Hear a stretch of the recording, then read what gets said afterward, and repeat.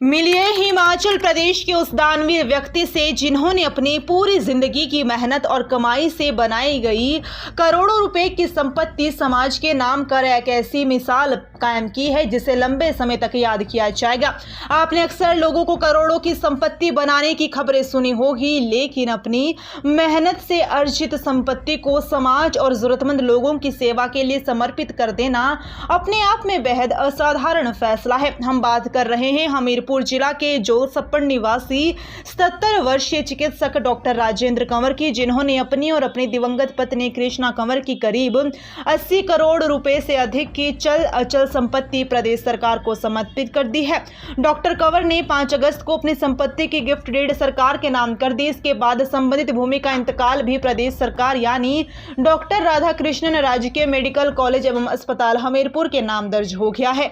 Doctor Rajendra Kanwar का यह फैसला इसलिए भी खास है क्योंकि उन्होंने ये संपत्ति किसी विरासत में मिली जमीन या पुश्तैनी संपत्ति के रूप में नहीं, बल्कि अपनी मेहनत और वर्षों की सेवा से अर्जित की है। उन्होंने बताया कि वह और उनकी पत्नी वर्ष 2021 में ही अपनी पूरी चल अचल संपत्ति प्रदेश सरकार के नाम करने का निर्णय ले चुके थे। अब 5 अगस्त को उन्होंने गिफ्ट डीड के माध्यम से अपने उस संकल्प को पूरा कर दिया। डॉक्टर कंवर ने स्पष्ट किया कि उन्होंने अपनी स्वयं अर्जित संपत्ति सरकार को दी है, जबकि पुश्तैनी संपत्ति वह अपने करीबी रिश्तेदारों को देंगे। उनका उद्देश्य सिर्फ संपत्ति दान करना नहीं, बल्कि इस संपत्ति का उपयोग समाज के उन लोगों के लिए करवाना है जिन्हें बेहतर स्वास्थ्य सुविधाओं की सबसे ज्यादा जरूरत है।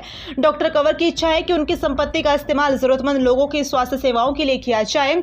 उन्होंने सरकार से आग्रह किया कि यहाँ जेरियाट्रिक केयर सेंटर या वृद्धाश्रम बनाया जाए जहां बुजुर्गों को बेहतर देखभाल और स्वास्थ्य सुविधाएं मिल सके।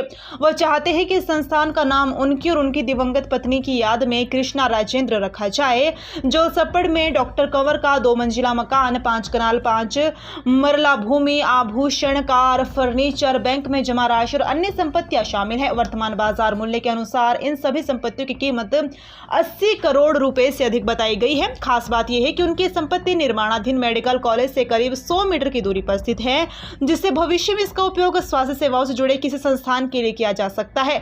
लेकिन डॉक्टर कंवर की कहानी केवल करोड़ों की संपत्ति दान करने तक सीमित नहीं है। 70 वर्ष की उम्र में भी वह अपने घर पर मरीजों का उपचार कर रहे हैं और इसके लिए महज चंद रुपए लेते हैं। यानी जिस व्यक्ति ने अपनी जिंदगी भर की कमाई समाज को समर्पित कर दी, वह आज भी जरूरतमंद मरीजों की सेवा को अपना कर्तव्य मानते हैं। डॉक्टर कंवर ने मृत्यु के बाद अपनी देह भी मेडिकल छात्रों के अध्ययन के लिए मेडिकल कॉलेज को दान करने का निर्णय लिया है। इसके लिए उन्होंने एनाटॉमी विभाग में लिखित सहमति दी है और विभाग की ओर से उन्हें पहचान पत्र भी जारी किया गया है। ये फैसला बताता है कि उनके लिए समाज सेवा केवल जीवन तक सीमित नहीं है, बल्कि वह मृत्यु के बाद भी अपनी देह को चिकित्सा शिक्षा के काम आने देना चाहते हैं।